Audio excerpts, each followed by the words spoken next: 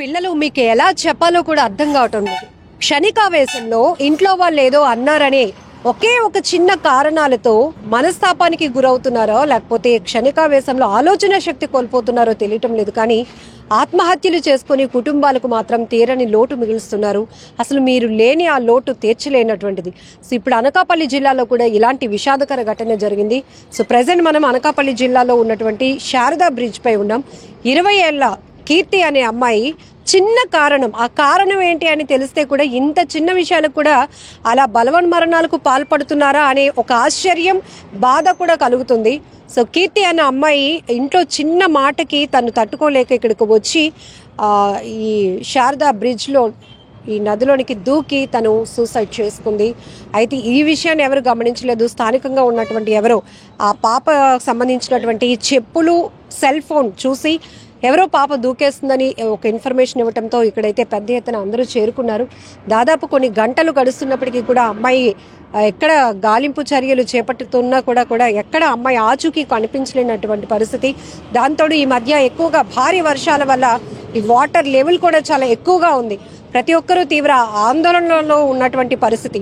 అసలు ఎందుకు 20 ఏళ్ళు ఉన్నటువంటి ఆ అమ్మాయి కీర్తి ప్రస్తుతం కరూర్ వైశ్య బ్యాంక్లో కూడా పనిచేస్తూ తన సంపాదన తనే చేసుకుంటూ చాలా సెల్ఫ్ కాన్ఫిడెన్స్ కూడా చాలా యాక్టివ్గా ఉంటుందని కూడా వీళ్ళందరూ చెప్తున్నారు. అసలు ఏం జరిగింది, ఇంత అర్ధాంతరంగా అమ్మాయి ఇలా వచ్చి బలవన్మరణానికి పాల్పడడానికి అసలు కారణం ఏంటి అడిగి తెలుసుకుందాం. మీరేమవుతారండి పాపకి? పాప పెదనన్నమ్మ. ఏమైంది అసలు, ఏం జరిగింది? ఏమైందంటే మామూలు బాగానే ఉండేది, ఏమీ లేదు. మామూలు జోకులు వేసేది, అన్నీ చేసేది. కానీ ఇప్పుడు కూడా ఫీల్ అయ్యేది కాదు. ఎంత ఏమనుకున్నా మళ్ళీ తిరిగి మాకే సమానం చెప్పేది. మార్నింగ్ ఛార్జింగ్ పెట్టేటప్పుడు ఛార్జింగ్ నాకు ముందు నేను పెడతాను, నువ్వు పెట్టుకుంది అమ్మ నా పని ఉందని చెప్పి మా తమ్ముడు ఇలాగ అనగానే, నువ్వు నేను పెట్టకపోతే నువ్వు నిన్నే ఛార్జింగ్ నువ్వు పెట్టమని కొద్దిగా ఇగో ఫీల్ అయిపోయి అవన్నీ వచ్చి నేను వెళ్ళిపోతాను, ఇంట్లోంచి వెళ్ళిపోతాను. డ్యూటీకి వెళ్ళగా బ్యాంక్కి వెళ్ళిపోద్ది కదా, నువ్వు వెళ్ళమని ఇప్పుడు ఎలాంటి పెద్ద పట్టించుకునేది కాదు. అనుకోక నీకు బ్యాంక్కి వెళ్ళిపోతుంది, డ్యూటీకి వెళ్ళిపోతాను మేము అనుకున్నాం. కానీ అనుకోకుండా ఇలా జరిగింది, ఇలాగ ఎవరో ఇలా పాప ఇలా జరిగింది అనగానే మా పాప ఆడదేం కాదని మేము నమ్మలేదు. కానీ మరి మా బ్యాడ్ టైమో ఏమో తెలియదు. కానీ ఎందుకు టైం చేసుకుందో మా మనసుకు అంతా బాధపడుతూ ఆ తర్వాత తెలిస్తే మా పాపనే దూకిందని చెప్పి మాకు తర్వాత తెలిసిందమ్మా. అది చూసిన వాళ్ళు ఎవరైనా ఆగమని ఆపే ప్రయత్నం గట్రా చేశారా? లేదమ్మా, వాళ్ళేంటి ఎవరు లేరు. లారీలు వెళ్ళిపోతున్నా వస్తుంటే ఎవరో ఒక ఆయన బలోరా ఆయన వెళ్ళిపోతుంటే పాప అక్కడ ఉండి అలా నిలబడి చెప్పులను సెల్లు అక్కడ పెట్టేసి పైన ఉంటే చూడలేదట ఎవరును.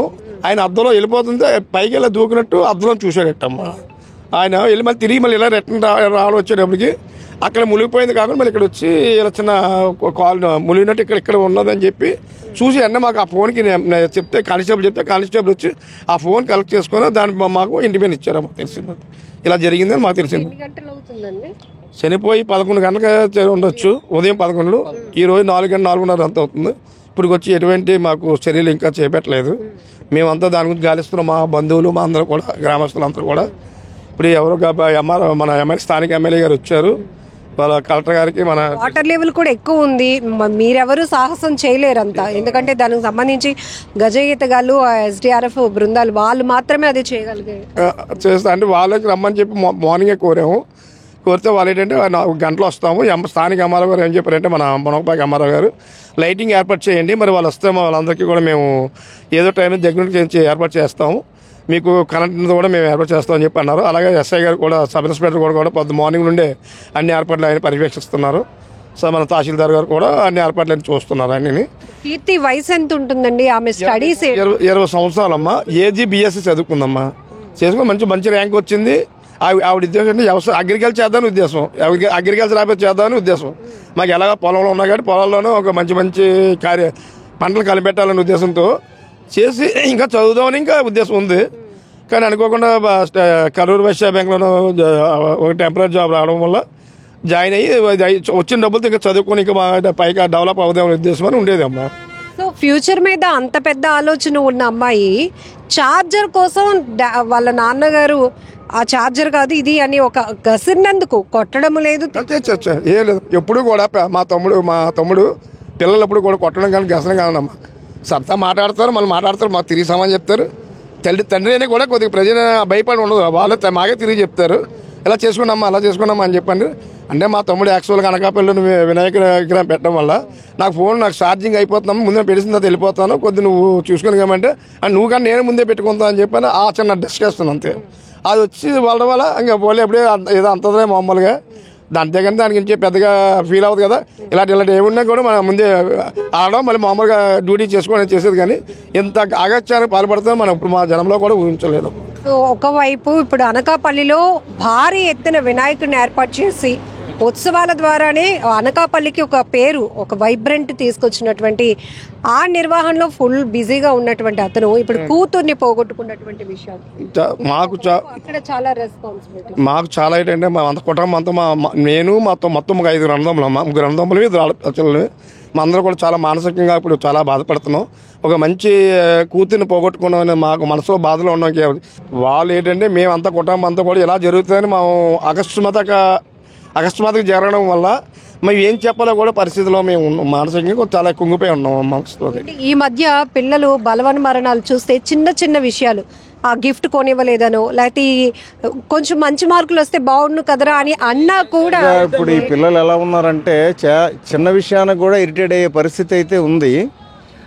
మరి ఈ పరిస్థితులు అలా చేస్తున్నాయా మరి ఏంటనేది తెలియదు, కానీ చిన్న విషయానికి ఇరిటేట్ అయిపోయి లేనిపోని వ్యవహారాలు చేసేస్తున్నారు, సూసైడ్లు అవి ఇవి చేస్తున్నారు. దాని మీద కొంచెం పేరెంట్స్ కూడా సఫర్ అవుతున్నారు. దాని మీద ఏదైనా కొంచెం మంచిగా పిల్లలకి కొంచెం గైడెన్స్ ఇవ్వడం అనేది తప్పైతే కాదు. సో ఏదేమైనా ఒక యువతిని కోల్పోయినటువంటి కుటుంబం తీవ్ర విషాదంలో ఉంది. మరొక వైపు అనకాపల్లి జిల్లాలోని అతి భారీ వినాయకుడిని 126 అడుగుల అతి భారీ గణనాథుని కొలువు తీర్చి శ్రీ సంపతి వినాయక కమిటీ చైర్మన్ గా బాధ్యతలు నిర్వహిస్తున్నటువంటి భూలోక నాయుడు గారు వాళ్ళ అమ్మాయి, 2వ అమ్మాయి కీర్తి చిన్న విషయానికి ఛార్జర్ మార్చుకున్నందుకు నువ్వు ముందు నేను ముందు అంటూ అతను అక్కడ ఉత్సవాల దగ్గర బిజీగా ఉంటారు కాబట్టి నేను ఛార్జింగ్ పెట్టుకొని వెళ్తాను అంటే నా ఛార్జరే లాక్కుంటావా నాన్న అంటూ ఆ చిన్నపాటి ఘర్షణ వల్ల ఆ అమ్మాయి మనస్తాపానికి గురై ఆవేశంలోనే అని చెప్పాలి మనం.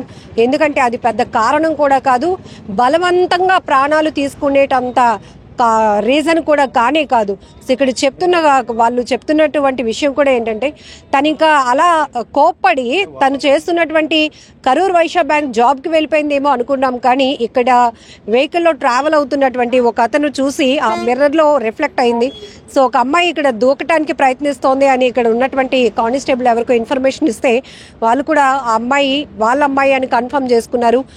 చెప్పులు, సెల్ ఫోన్ ఇక్కడ పెట్టేసి అమ్మాయి ఇదే శారదా బ్రిడ్జ్లోనికి దూకేసింది. సో ఇప్పటికీ కూడా అమ్మాయి ఇంకా ఎక్కడ ఉంది ఏంటి అనే ఆచూకీ కూడా కనిపించలేనటువంటి పరిస్థితి. ఎందుకంటే భారీ వర్షాల వల్ల దీని ఫ్లోటింగ్ కూడా ఎక్కువగా ఉంది కాబట్టి ఇంక అందరూ కూడా హోప్స్ వదులుకునే పరిస్థితి వచ్చింది. మరొక వైపు ఏంటంటే ఆ తండ్రి తీవ్ర విషాదంలోనికి వెళ్ళిపోయారు. ఇప్పటికే ఒక ఎత్తున భారీ గణనాథుణ్ణి ఏర్పాటు చేసి అక్కడ ఉన్నటువంటి ఆ ఉత్సవ నిర్వహణ బాధ్యతలు తీసుకున్నటువంటి ఆ తండ్రి ఇప్పుడు తన కూతుర్ని కోల్పోవడంతో ఆయన ఒక్కసారిగా కుప్పకూలిపోయినటువంటి పరిస్థితి. దీంతో అనకాపల్లి జిల్లాలో ఒక్కసారిగా విషాదకర ఘటన. గవరపాలెం గ్రామస్తులంతా కూడా పెద్ద ఎత్తున ఇక్కడికి చేరుకున్నారు. సో ఇప్పుడే మనకి చూడొచ్చు వెనుకతల అగ్నిమాపక సిబ్బంది కూడా ఇక్కడికి చేరుకోవడం జరిగింది. ఎందుకంటే ఇప్పుడు ఇక్కడ సెర్చ్ ఆపరేషన్ అనేది కొనసాగించడానికి అన్ని సిద్ధం చేస్తున్నారు. సో ఒకవేళ అమ్మాయి చనిపోతూ దూకడానికి ప్రయత్నిస్తున్నప్పుడు ఒకవేళ ఎవరైనా ఆపటానికి కానీ రక్షించడానికి కూడా ప్రయత్నం చేయలేరు. ఎందుకంటే సో స్విమ్మింగ్ పైన ఒక గ్రిప్ ఉంటే గానీ ఈ వాటర్లోనికి దిగి మరొకరిని ప్రొటెక్ట్ చేసేటటువంటి అవకాశం ఉండదు. అలాంటిది ఫ్లోటింగ్ చాలా ఎక్కువగా ఉంది.